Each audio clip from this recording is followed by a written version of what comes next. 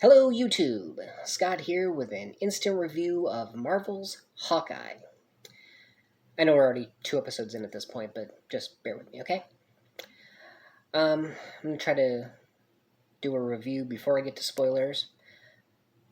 I gotta say, overall, I'm not entirely sure. I mean, I knew this wasn't going to be like an Avengers level threat because we're dealing with one Avenger, and he's the one who's kind of the lowest on the totem pole. So you try to keep your expectations low. And maybe I failed to do that, I don't know, but this didn't resonate with me as much as other shows. Maybe it's because, magic wasn't involved, like WandaVision or Loki. Maybe it's because there are no super soldiers. As of yet, I mean, who knows? Maybe Bucky will show up, or US Agent. Who knows? Maybe even a Flag Smasher. But for right now, it's kind of mid-level, I'd say, and I guess that's all you can expect from the pilot episode, which is as far as I've gotten. But the performances are good. I mean, Jeremy Renner can basically play Hawkeye in his sleep, even when he's not technically Hawkeye, because at this point Clint is retired. Like in Haley Steinfeld as Kate Bishop, his apparent successor. And her mom is played by Vera Farmiga. I don't know how that's pronounced because I don't watch Conjuring movies. But anyway, how about some plot, okay? So, at the beginning of this, it's 2012 and we're in New York City. So if you know your Marvel, your mind instantly goes to, oh great, it's the Chitauri invasion. And it turns out that Kate Bishop is kind of a poor little rich girl. She lives in a penthouse in New York, and her parents are fighting because apparently they might have to move out of this penthouse. That's never adequately explained because by the time it could be figured out, the Chitauri have invaded. And there's a hole blasted in their penthouse, and Kate sees Hawkeye fighting off the aliens, and her dad dies because I'm sure that's how it happened in the comics, but I mean, it's a Disney movie, so obviously a parent had to die. And at the funeral, when Kate's mom asks if there's anything she needs, she says she wants a bow and arrow. And that's when you get into this opening sequence that is animated and in shades of purple and blue, but is basically Kate's training montage. Because you see all these shots of her, learning to fence, learning martial arts, learning gymnastics, of course, learning archery. And, the time passes during the credits, so they basically skipped over all that, training stuff they needed to do within the few seconds that he needed to open the show. Now, from there, we get to the Barton family. Clint is not enjoying the musical he's at. It's called Rogers, the musical. And wouldn't you know it, it's about the Chitauri attack on New York. And, of course, about the Avengers saving the day set to music. And Clint is almost immediately bummed out when he sees the actress playing Black Widow, as well he should be. And, his daughter notices and leans over and is like, Dad, are you all right? Did you turn your hearing aid off? Now, that was an interesting fact that they retconned Hawkeye being deaf into MCU canon. Because in the comics, he is actually deaf. And I'm sure it was just, as he's getting older and probably, his ears aren't quite what they used to be. Not that they need to be if you're an archer. But Clint is bound and determined to have a great time in New York during the Christmas season with his kids. And he has no idea what's going on with Kate.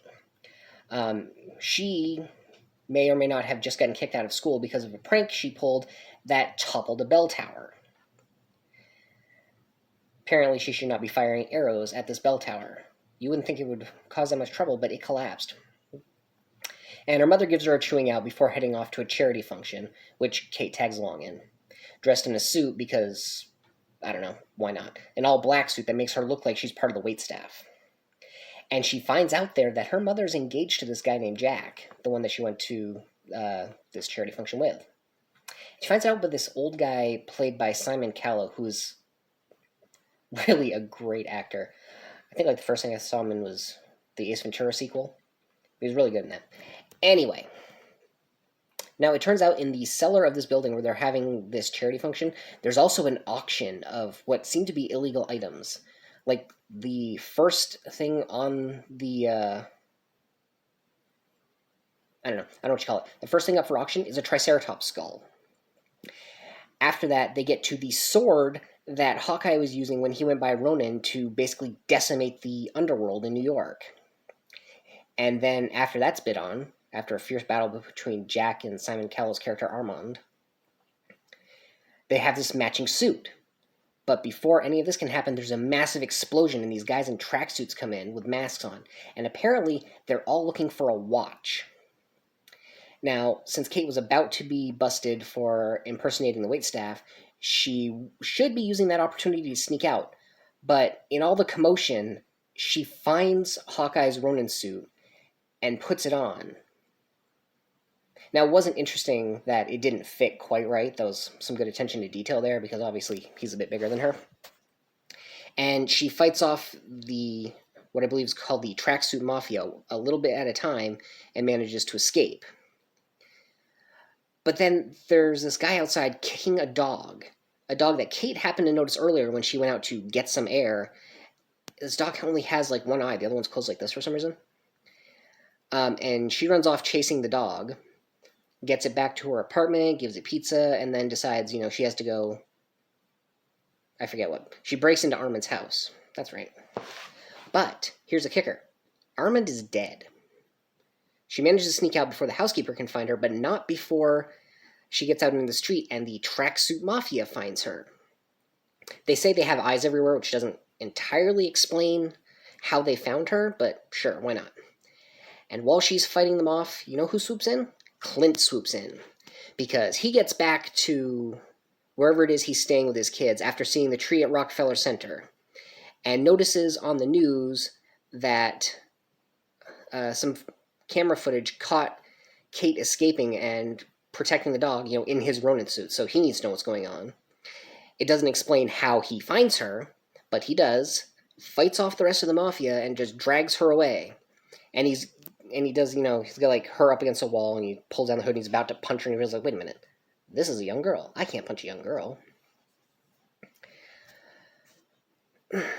Now, all in all, I suppose some of this is interesting enough. I honestly don't know if I'm going to keep watching.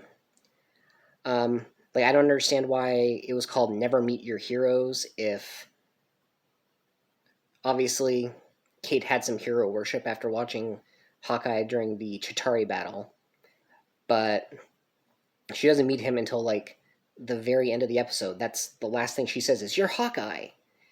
And, I mean, it's not under the best circumstances, but it's not like, it's not like she met him and something bad happened. The bad thing was already happening. So obviously something's going to happen revolving around this watch, which is apparently at the Avengers compound. The guy that Kate's mom is engaged to, I'm almost certain is involved in this. And if he's not, honestly, I'll eat this hat. I've been looking for a reason to replace it anyway. So, I suppose I am just barely intrigued enough to keep going. I know I kind of changed my opinion in the middle of this review, but hey, it's my review. I'm allowed. But anyway, I'd like to know what you guys think. So, let me know down in the bottom, comment, like, share, hopefully subscribe. Until next time, I'm Scott, and this has been an instant review, an offshoot of opinions no one cares about. Everyone has opinions. This one was mine.